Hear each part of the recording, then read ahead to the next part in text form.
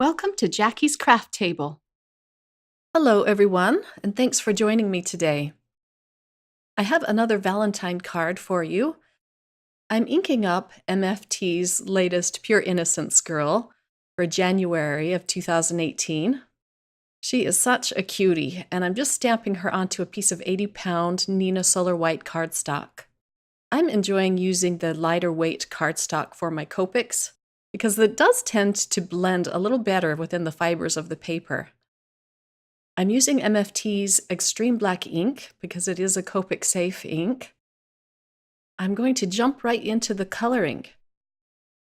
I placed my Copic marker caps on the side so that you could see which markers I'm using, but I will also have them listed over at my blog. I'm coloring in her skin and hair first. I always like to get those two things done first. So I'm just going back and forth with these three colors, trying to get an even blend. My daughter sat down with me and I stamped a little doll out for her as well to color in, and we had a lot of fun with this stamp set. And it's a set that you could really use all year round. It doesn't just have to be for Valentine's. So I'm coloring in her little cheeks, and I don't like how pale they are, so I come in with a darker color and just add a little more to it. For her hair, I like to do the darkest places on her hair first, and then I come in with my medium tone, and then with my lightest. That was really quick to color in. Now for the dress, and I had a lot of fun coloring this in. So I have 3 pink Copic markers that I'm using, and I'm starting with the lightest tone just to wet down the paper. And then I come in at the top with my darkest color. I want to create kind of an ombre effect on her dress. I had kind of a hard time getting these 3 colors to blend, but I thought it looked cute in the end. It wasn't perfectly blended, but I still liked it. I just used my 0 marker on the edge of her skirt because I went outside the line there and it took it away, no problem. For her tights, I wanted them to appear white, so I'm just going in with my grays, C2 and C00, just to add a little shading. And I want her to have black patent leather shoes on, and so I'm coming in with more cool grays, a little bit darker.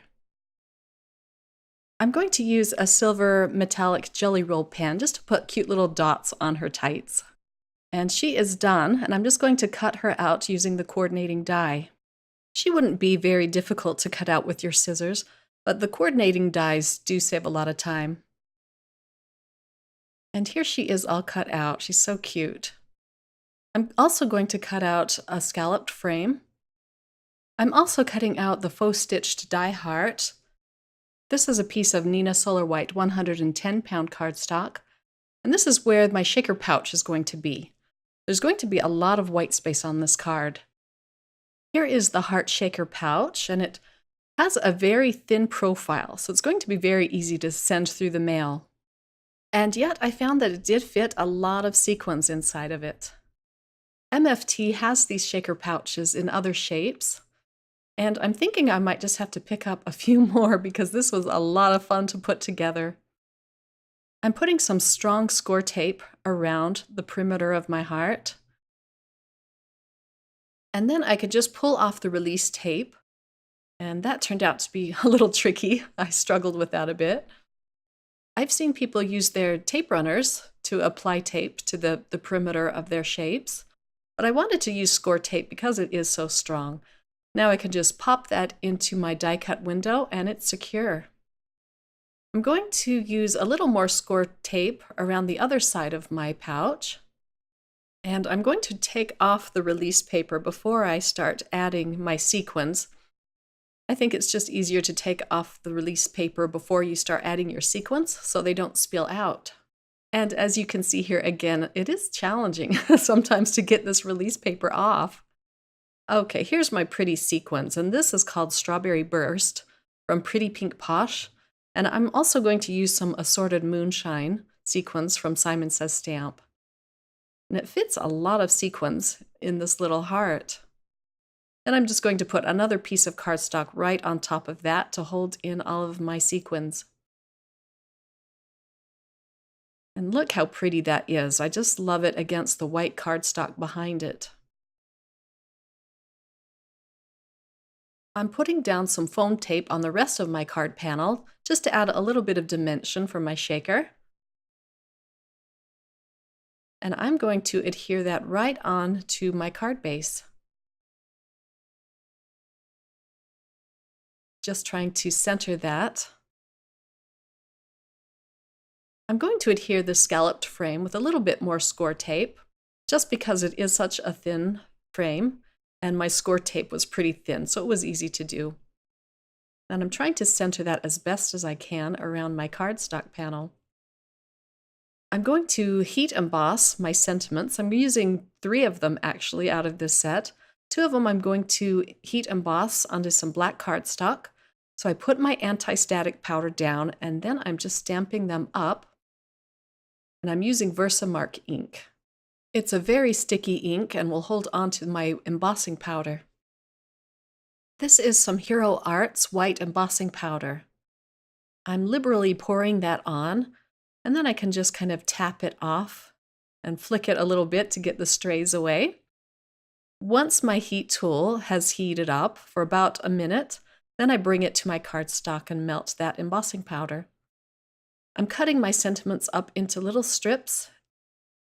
I'm also using a piece of pattern paper from MFT's Black and White Stripes pad.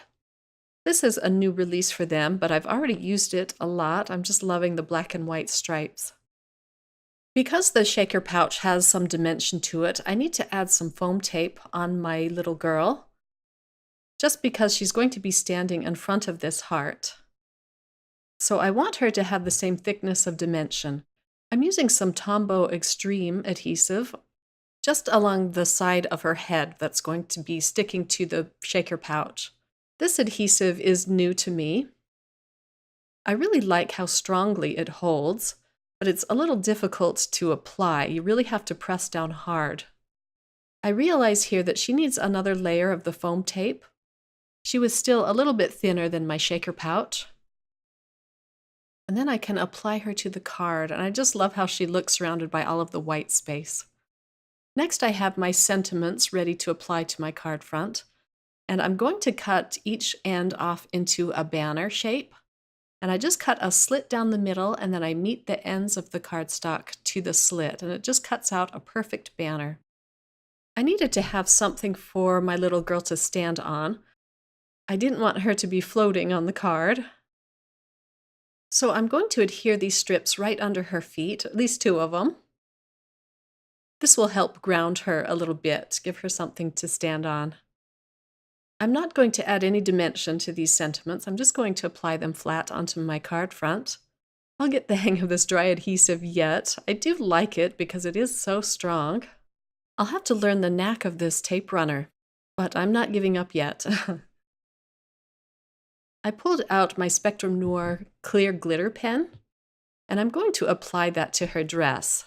I'm just blotting it on a piece of scrapped paper to make sure it's flowing. I just love all of the fun sparkle this adds to my card. After this dries, I am going to decorate the inside of my card today. I'm going to use the heart that was left over from my faux stitched die cut. I'm going to use the sentiment in the set that says, "Sending you lots of love." I really don't like cutting up my stamps, so I'm going to use some sticky notes just to mask off part of my sentiment. The whole thing won't fit on this little heart, of course, so I'm going to stamp up "Sending you" first. I'm using razzleberry ink, and it's the same color as my card base. And then I clean my stamp really well and move it to where I want the second part of the sentiment to be stamped. And I'm going to stamp that right under it. It would be a lot easier if I dared cut up my stamps, but for now I'm just going to do some masking.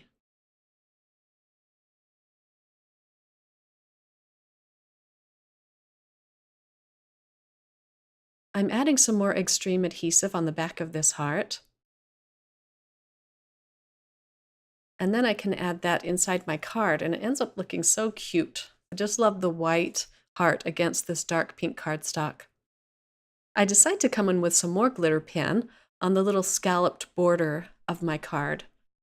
I felt like it just needed a little something more, and this does the trick. It makes it look so sparkly and pretty. Thank you for spending some time with me today. Please like this video and subscribe to my YouTube channel.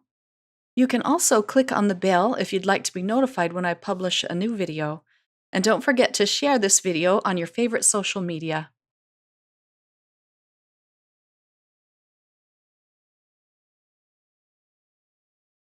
I'm going to give this card a shake so you can see all of the pretty sequins inside this shaker pouch. And here's a look at the inside again. I hope you all get a chance to make something crafty today. I'll see you again in my next video.